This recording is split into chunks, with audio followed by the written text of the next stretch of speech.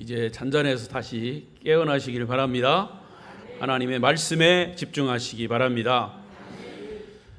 한 주간 평안하셨습니까? 이제 장마가 시작되고 또 무더위가 습기를 머무르 아주 우리를 짜증나게 합니다. 그럼에도 예배 자리에 나오신 여러분을 사랑하고 축복합니다. 옆 사람과 인사하십시다. 오늘도 만나서 반갑습니다. 잘 오셨습니다. 은혜 많이 받으세요. 이렇게 인사도 인사지만은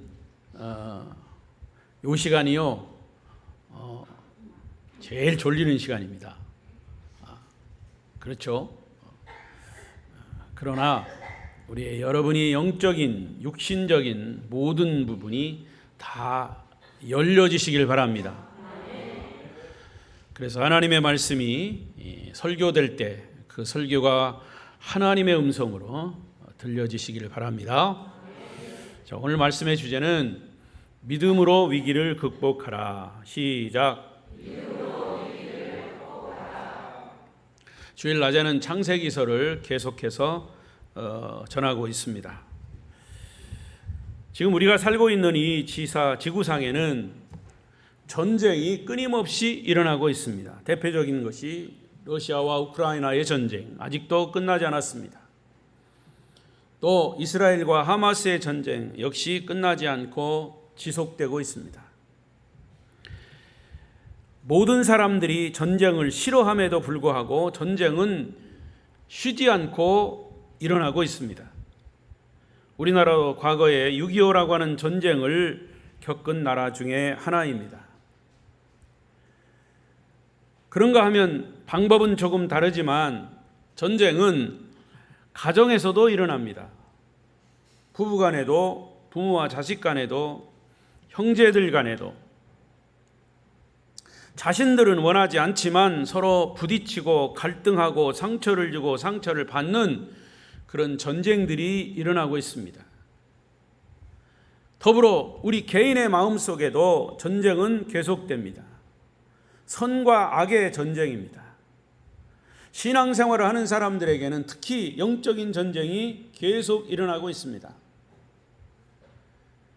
그 전쟁은 무엇 때문에 일어날까요?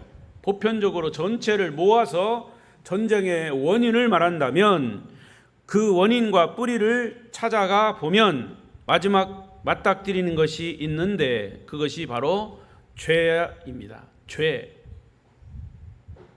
결국 인간의 죄 때문에 전쟁은 쉬지 않고 일어나는 것을 알 수 있습니다.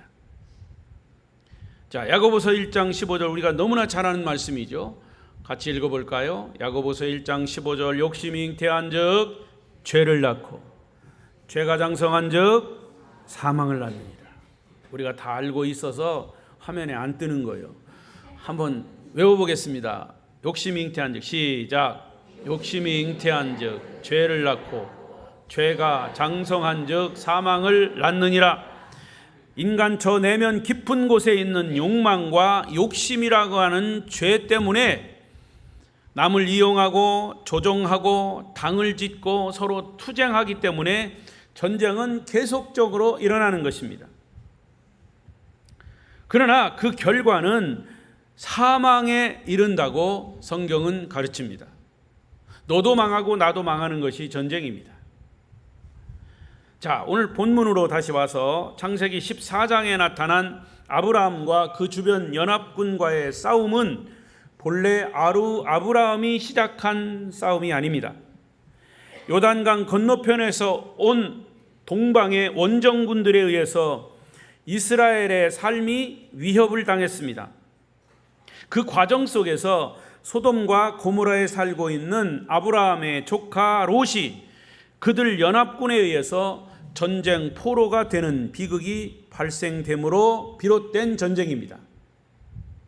그래서 아브라함은 그 조카 롯과 하나님의 백성들의 땅을 회복하기 위해서 전쟁에 나선 겁니다. 반격에 나섰고 그 결과 하나님의 도우심으로 그 전쟁에 승리하고 돌아올 수 있었다는 얘기입니다.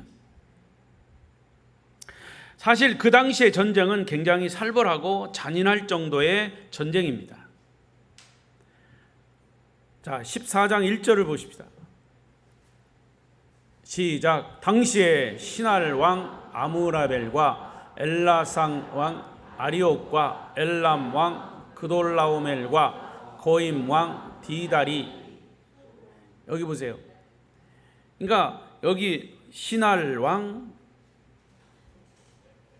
엘라살 왕, 엘람 왕, 고임 왕, 이게 나라 왕의 이름이에요. 나라의 이름을 대표하는 왕이에요. 연합군이란 말이에요. 4명의 왕들은 서로 연합된 팀이에요. 현대 전쟁도 대부분 단독으로 일어나지 않습니다. 반드시 동맹군이나 팀을 이루고 있어요.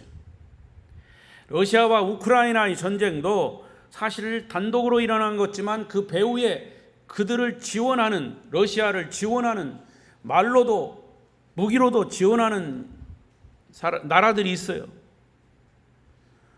우크라이나도 역시 그 우크라이나를 지원하는 나라들이 있단 말이죠. 그것이 팀을 이루는 겁니다. 그런데 이 사람들이 누구와 또 전쟁을 이루고 있냐? 2절 보세요. 시작. 소돔 왕 베라와 고모라 왕 미르사와 아드마 왕 시납과 스보임 왕 세메벨과 벨라 곧 소알 왕과 싸우니라. 자, 이런 큰 두 그룹이 서로 팀을 이루어서 전쟁을 하는 거예요. 이들의 전쟁터가 어디냐? 시딤 골짜기라고 하는 곳이에요. 시딤 골짜기는 지금의 이스라엘의 어디냐? 사해예요. 사해 바다 아시죠? 예, 이스라엘의 남쪽, 제일 남쪽에 있는 사해. 그러나 이 모두를 모아서 전쟁의 뿌리가 뭐냐? 죄란 말이죠. 죄의 깊은 곳에는 인간의 탐욕, 남을 이기고 빼앗고 지배하고 싶은 마음이 있다라고 하는 사실이죠. 급기야는 이것이 집단적으로 나타나서 다른 사람들을 착취하고 싸우는 전쟁의 모습으로 나오는 겁니다. 인류 역사가 그래요. 보통 전쟁은 동맹의 형태로 나타납니다. 쉬운 말로 패거리 싸움이에요. 제가 어렸을 때 골목에서 막대기나 돌멩이 가지고 이웃 동네 애들과 패싸움을 경험한 적이 있습니다. 저를 이상한 사람으로 보지 마세요. 옛날에 그때는 별로 가지고 놀 것이 없던 시절이에요. 공기놀이, 땅 따먹기, 여자들은 고무줄놀이. 그래서 남자들은 여자들 고무줄놀이 하는데 가가지고 그걸 끊어먹고 도망가고 이런 것도 했어요. 그 중에서 제일 신나는 게 뭐냐? 동네 애들과 패거리를 져서 싸움하는 거예요.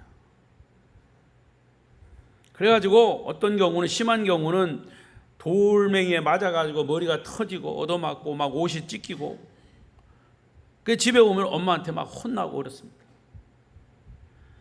그런데 동네 아이들 싸움을 하다가 조금 발전하면 어른 싸움이 돼요.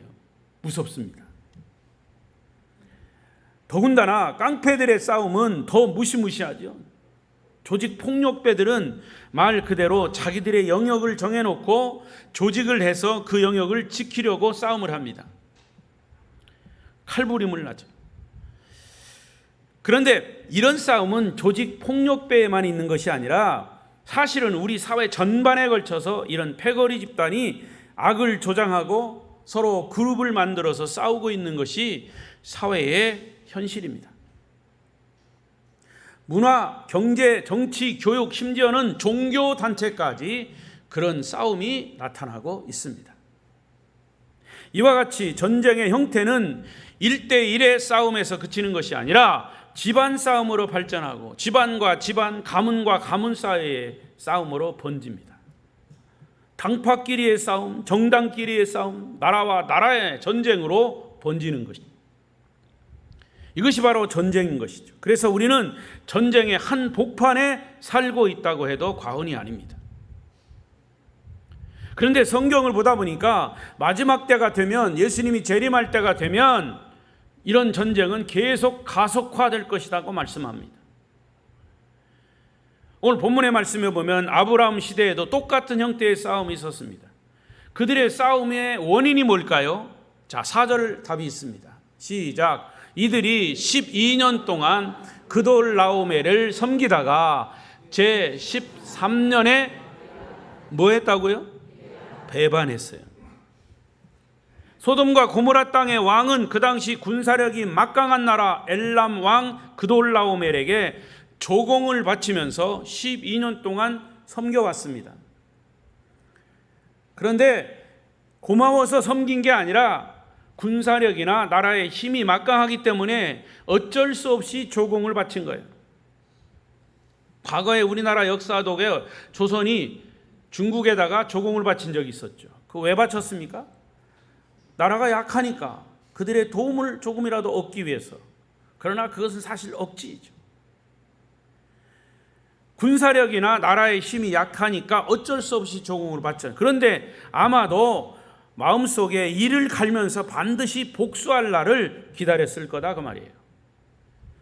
말을 잘 듣는다고 정말 듣는 게 아닙니다. 마음속으로는 복수의 칼을 갈았을 거다 그 말이에요. 소돔 왕과 그 그룹들은 12년 동안 칼을 갈아왔던 겁니다. 그리고 이제 어느 정도 힘과 세력이 생기니까 13년이 되던 해에 드디어 고개를 들고 반란을 일으켰어요. 그것을 4절에서 배반이라고 기록합니다.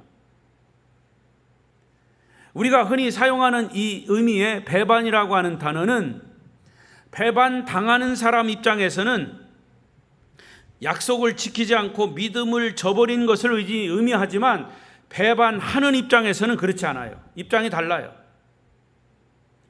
그들은 12년 동안 억울한 일을 당해 온 겁니다. 그래서 때가 되면 복수하려고, 때가 되면 그들과 싸워 이기려고 하는 마음이 있었던 거죠. 그래서 팀을 이룬 겁니다. 엄밀한 의미에서는 당했다고 하는 것은 반대로 내가 배반했다는 뜻도 돼요. 가만히 있는데 상대방이 배반을 했습니까? 그만큼 당했다고 생각하니까 배반을 하는 거예요. 이것이 바로 세상이 보는 전쟁입니다. 배반한 자와 배반당한 자가 서로 입장이 다른 것이죠. 두 사람의 입장은 누가 잘했고 잘못했다고 말하기가 어려운 거예요. 그래서 배신을 당한 그돌라오멜 왕의 입장에서는 내가 너를 12년 동안 돌봐주고 키워줬더니 이제 감히 우리를 배신해? 라고 하는 입장이죠. 그래서 그돌라오멜은 역시 동맹군을 결성해서 소돔과 고모라 연합군을 치게 됩니다.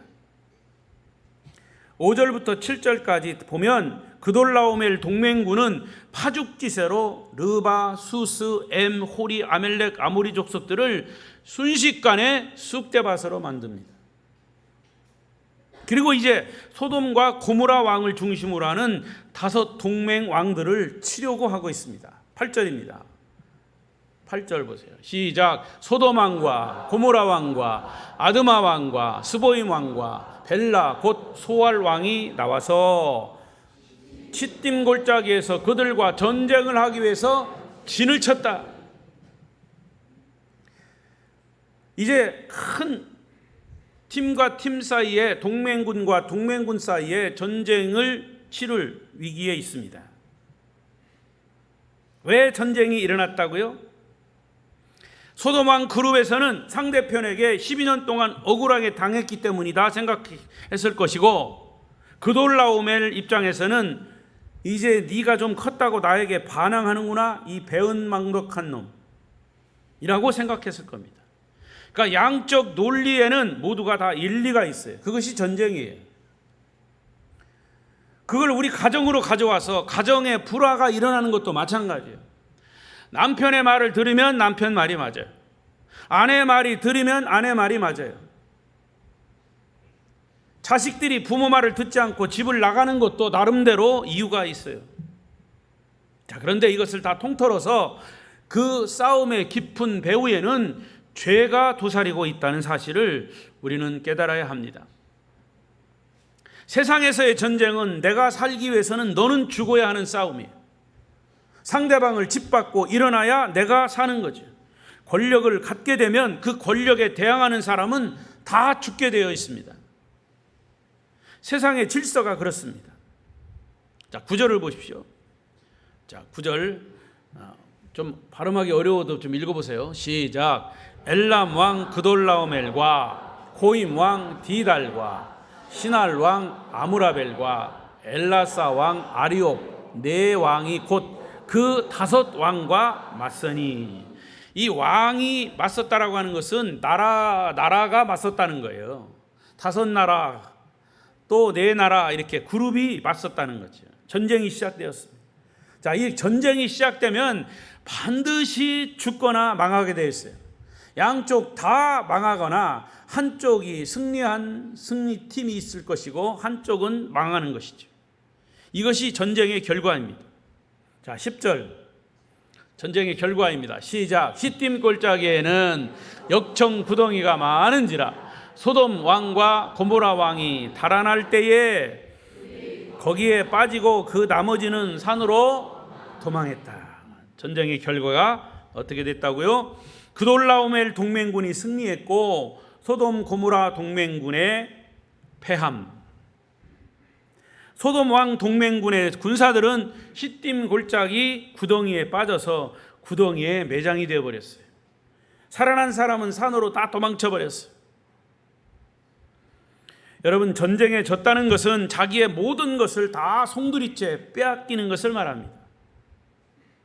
나라나 땅이나 집이나 가진 재산, 인권과 자유까지 모든 것을 다 잃어버리는 것이 전쟁에 패하는 것입니다. 어떤 사람들은 얘기합니다. 이 나라가 이 모양이니까 전쟁이나 났으면 좋겠다. 몰라서 하는 얘기예요. 저도 전쟁을 경험한 세대는 아닙니다.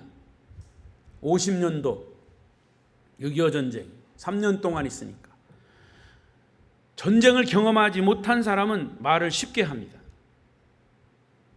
그러나 그렇지 않아요. 저는 우리 부모님에게서 그 전쟁에 대한 이야기를 자주 들었습니다. 얼마나 비참한 것이. 여러분 TV에도 보잖아요. 우크라이나, 이 러시아, 이스라엘 하마스 전쟁. 모든 것을 다 잃는 거예요. 너도 잃고 나도 잃는 거예요. 그래서 성도들 우리가 해야 할 일은 기도하는 건데 이 나라에 전쟁이 일어나지 않도록 기도해야 합니다. 다른 세계 어느 나라보다도 우리나라는 북한과 지금 맞서 있습니다. 총뿌리를 맞대고 있습니다. 언제 전쟁이 일어날지 몰라요. 그래서 우리는 정말 나라를 위해서 기도할 때 전쟁이 일어나지 않도록 기도해야 합니다. 결국 아브라함의 조카 롯이 살고 있는 소돔과 고모라는 패잔병이 돼서 포로되는 피난민 신세가 되었습니다. 원래 소돔 고모라는 어떤 땅이었습니까? 조카 롯이 욕심을 내서 선택할 만큼 아주 멋있고 매력 있는 땅이었어요. 창세기 13장 10절 보십시다. 10절 시작. 그들이 13장 10절 이에 롯이 눈을 들어 요단 지역을 바라본즉 소알까지 온 땅에 물이 넉넉하니 여호와께서 소돔과 고모라를 멸하시기 전이었으므로 여호와의 동산 같고 애굽과 같았더라. 얼마나 아름다웠으면 여호와의 동산이 어디예요? 에덴 동산이에요.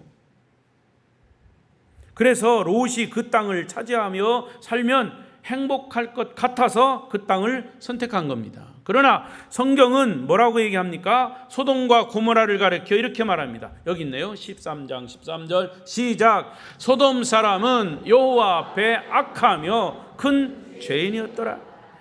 그렇게 아름답고 화려하고 살만한 도시인 소돔 고모라는 겉보기에 아름다울지 몰라도 그 안에 사는 사람들은 악했다 그 말이에요. 얼마나 악했으면 성적으로 도덕적으로 너무 타락해서 하나님이 불과 유황으로 진멸하지 않으면 안 될 정도로 소돔과 고모라가 악했다고 말이에요. 그래서 지금까지도 우리가 죄악이 관영한 도시 그 지역을 말할 때면 여지없이 소돔과 고모라를 얘기합니다. 성경을 모르는 사람도 소돔과 고모라는 알아요. 죄악의 땅이었다. 불과 유황으로 벌받은 나라 지역이다. 일반적으로 사람들은 겉보기의 화려함을 보지 내면의 도덕성을 보지 않아요. 사람은 겉을 보지만 하나님은 우리의 중심을 보신다 그랬어요.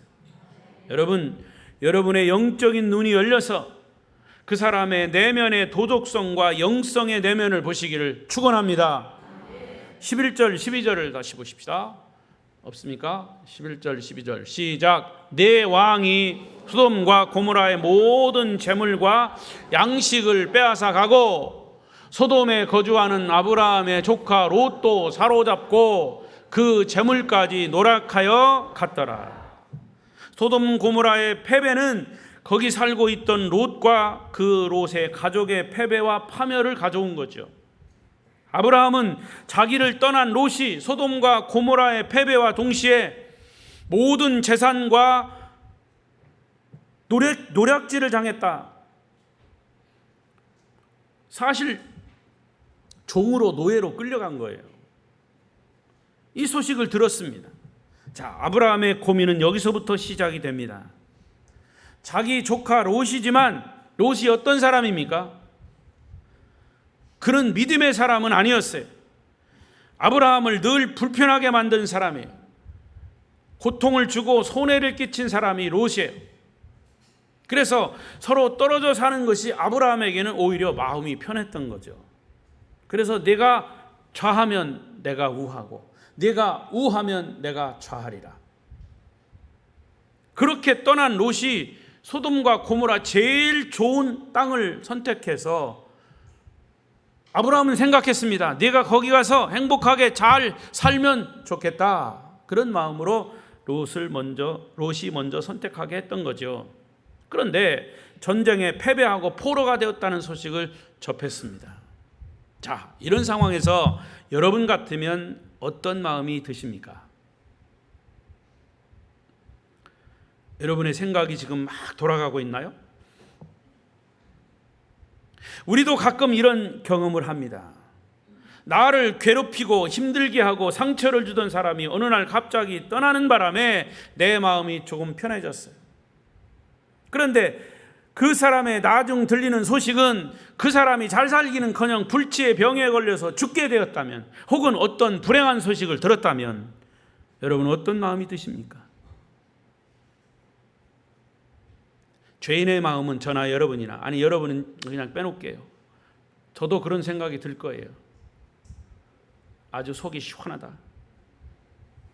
나를 그렇게 힘들게 하고 상처를 주고 떠나더니 아주 쌤통이다. 이렇게 생각하는 것이 죄를 가진 죄인의 마음이에요.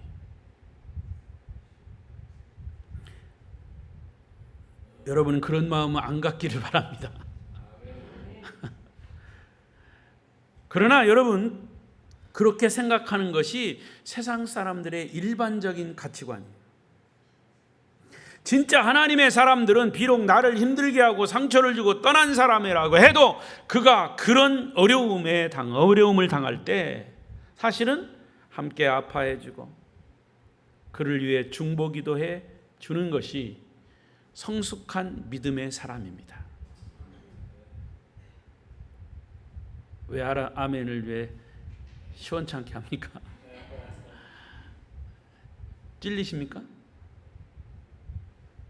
그런데 아브라함이 그런 사람이었어요. 13절을 보십니다. 시작. 도망한 자가 와서 히브리 사람 아브라함에게 알리니 그때 아브라함이 아모리 족속 마므레 상수리 숲을 근처에 거주하였더라.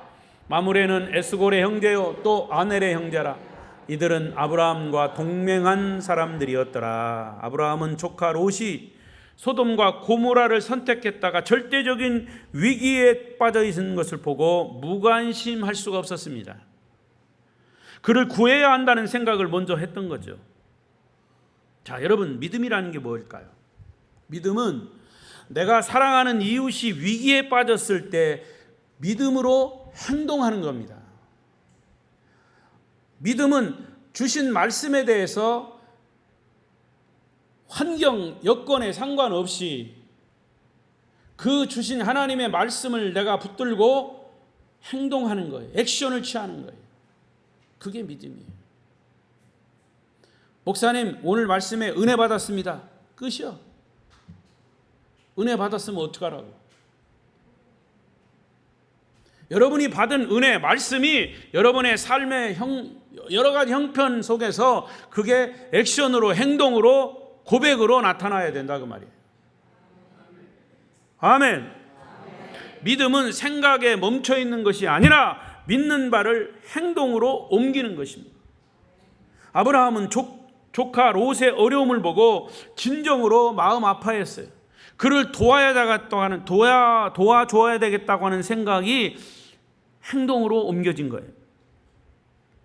자, 14절 5절 다시 보겠습니다. 시작. 아브라함이 그의 조카가 사로잡혔음을 듣고 집에서 길리고 훈련된 자 318명을 거느리고 단까지 쫓아가서 그와 그의 가신들이 나뉘어 밤에 그들을 쳐 부수고 다메섹 왼편 호바까지 쫓아가. 자, 아브라함은 롯이 소돔으로 떠난 후에 가신, 여기서 가시라는 말은 군대를 말하는 거예요. 훈련된 군대 318명 군인들을 데리고 롯이 위기에 처했다고 하는 소식을 듣고 가만히 있을 수가 없어서 군대를 동원해서 롯을 구출하기로 결정을 한 것입니다.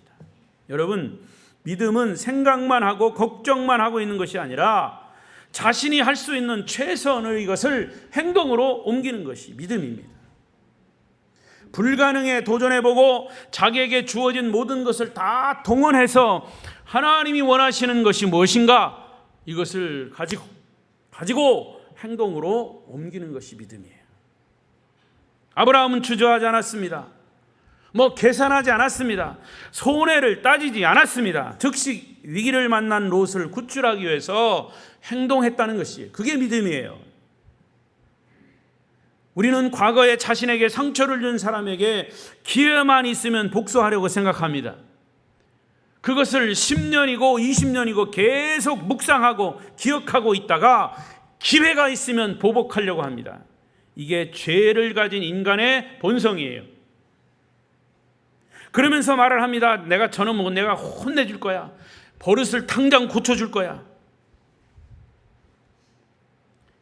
혼내주거나 버릇을 고쳐주려고 시도하다가 결국에는 또다시 본인이 죄를 짓고 본인이 상처받고 말아요.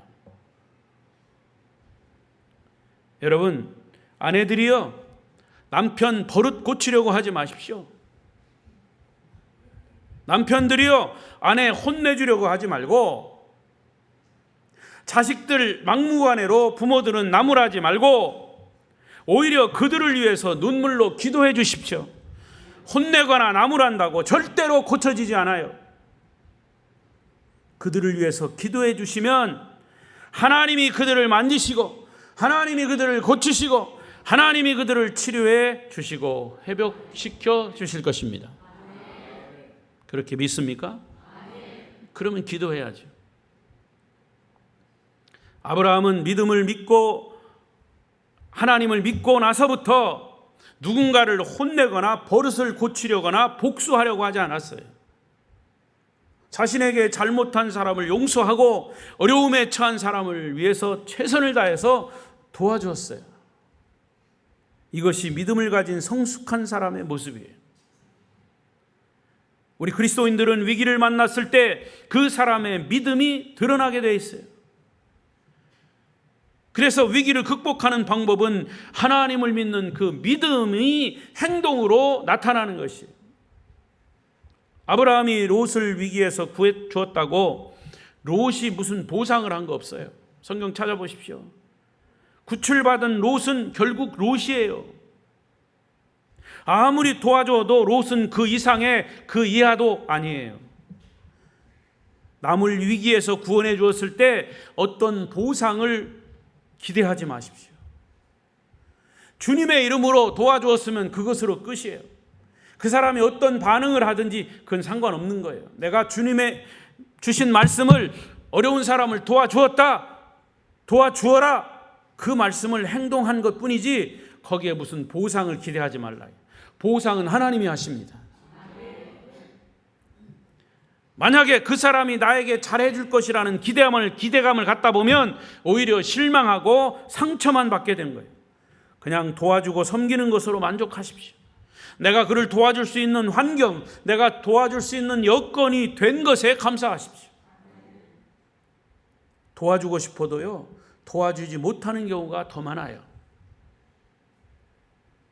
14절 15절에 한 가지 더 큰 교훈이 있습니다. 시작. 14절 시작. 아브라함이 그의 조카가 사로잡혔음을 듣고 집에서 길리고 훈련된 자 318명을 거느리고 단까지 쫓아가서 그와 그의 가신들이 나뉘어 밤에 그들을 쳐부수고 다메섹 왼편 호바까지 쫓아갔다. 아브라함은 자기 자신의 군대의 힘이 얼마나 큰지 계산하지 않았습니다. 사실 계산했다면, 성경에 나타난 대로라면 계산했다면 318명 어림없어요. 아브라함이 그들을 데리고, 훈련된 그들을 데리고 갔다고 해서 그들을 이길 수 있다라고 하는 것, 사실은 숫자적으로 보면요, 계산해서, 인간이 계산해서, 아브라함이 계산해서 했다면 오히려 질 수밖에 없어요. 고작 족장에 불과한 아브라함의 군대가 힘이 있으면 얼마나 있어요. 군대의 전략면으로 보나 숫자면으로 보면 이긴다는 보장이 없어요. 보통 사람 같으면 아마도 이 숫자 가지면 우리가 이길 수가 없다, 계란으로 바위치기다, 아마 스스로 고민하고 많이 생각했다가 포기했을 수도 있어요. 여러분, 똑똑하다는 사람들의 특징은 뭐냐? 너무나 계산적이에요. 무슨 일을 할 때 자신의 지식, 자신의 경험, 상식으로 앞뒤 잘 잰 다음에 시도하기 때문에 오히려 아무것도 이루지 못해요. 과연 상식과 이성이 할 수 있는 일이 무엇일까요? 모세가 가진 지식으로 계산했다면 이스라엘 백성들은 홍해를 건너지 못해요. 여호수아가 가진 계산으로라면 여리고성이 무너지지 않아요. 물고기 2마리와 보리떡 5개로 5,000명을 먹이고 남은 12광줄이 남은 이런 기적, 제자들의 계산이라면 이룰 수가 없는 얘기예요. 이 모든 것들을 믿음으로 행할 때 기적은 따라오는 것입니다. 위기는 믿음으로 행동할 때 극복되는 것임을 믿으시기 바랍니다. 내가 할 수 있는가? 내가 할 수 없는가? 내 주머니 사정이 좋은가? 나쁜가? 그것은 그 다음의 문제. 중요한 것은 이것이 하나님의 뜻인가? 하나님이 내게 말씀하시는 것인가? 믿음의 사람이 선택할 수 있는 길인가의 문제. 내가 손해볼 것 같아도, 내 힘으로 부족할 것 같아도 하나님이 원하시면, 하나님이 말씀하셨다면 그 일을 믿음으로 행동하는 것이죠. 그래야 위기를 극복할 수 있는 것이죠. 하다가 쓰러지더라도, 가다가 넘어질지라도, 포기하고 싶은 마음이 있을지라도 나는 그 길을 가지 않으면 안 된다고 생각하기 때문에 믿음으로 가는 것이에요.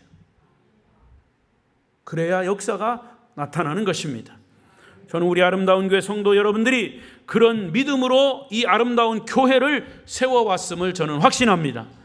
또한 그런 믿음의 행동들이 교회를 든든히 세워가는 힘이 되는 것입니다. 그런 믿음으로 행동할 때 지금과 같은 위기, 지금도 위기예요. 삶의 위기, 경제적인 위기. 근데요, 제가요, 여러분도 경험하셨겠지만 사람들이 어느 해든 이 해는 말이야 살기가 너무 좋아, 이런 해가 거의 없었어요. 난 그런 소리 들어보지 못했어요. 해가 지날수록 매일 어려워요. 아이고 어려워. 이거 정치를 어떻게 하는 거죠 도대체? 어려워. 해마다 그래, 해마다. 그런데 잘 살아. 코로나 끝나고 나니까요, 저기 인천 공항에 가면 사람들이 더 북적거려. 정말 어려우면 그렇게 뭐 해외 여행도 가고 그렇게 갈까요? 그리고 사는 사람들 보면 그냥 외국에서 우리나라 구경하러 온 사람들 보면 한국이 너무 좋다는 거예요. 살기가 너무 좋아. 감사하시기를 바랍니다. 우리를 힘들게 하고 어렵게 했던 사람이 위기에 빠졌을 때 손을 펴서 도와주고 우리에게 상처를 주었던 사람을 용서하는 그 믿음이 필요한 때가 바로 지금입니다. 여러분, 자신이 감당하기에 불가능한 일일지라도 자신이 가지고 있는 것을 가지고 아브라함에게 318명의 군대를 이끌고 가서 조카 롯을 구원하고자 하는 그런 아브라함의 믿음의 행동이 조카 롯을 구원하게 된 줄로 믿습니다. 그런 믿음이 여러분에게 있기를 바랍니다. 이런 행동은 상식으로나 세상의 가치관으로 볼 때는 어리석은 행동일 수 있습니다. 그러나 그것은 하나님이 보실 때 하나님이 함께 하신다는 확신 가운데 행해진 믿음의 행동입니다. 그것은 보이지 않습니다. 여러분, 제가 가진 믿음, 눈으로 보이지 않아요. 이것은 영성입니다. 여러분에게 그런 믿음의 영성이 있기를 바랍니다. 세상 사람들은 그것을 못 봐요. 안 보여요. 아브라함은 수적으로 열세했기 때문에 밤을 선택했습니다. 그는 밤에 습격해서 그돌라오멜 동맹군을 순식간에 쳐부수고 다메섹 좌편 호바까지 몰아냈다 그랬어요. 자, 16절을 보십시오. 시작. 모든 빼앗겼던 재물과 자기의 조카 롯과 그의 재물과 또 부녀와 친척을 다 드디어 불가능한 일의 기적이 일어났습니다. 안 되는 일이 됐고 없는 일이 생겼습니다. 빼앗겼던 모든 재물과 자기 조카 롯과 부녀자들, 그와 관계된 모든 사람들을 다시 찾아왔습니다. 무엇이 그것을 가능케 했습니까? 아브라함의 믿음의 액션, 행동입니다.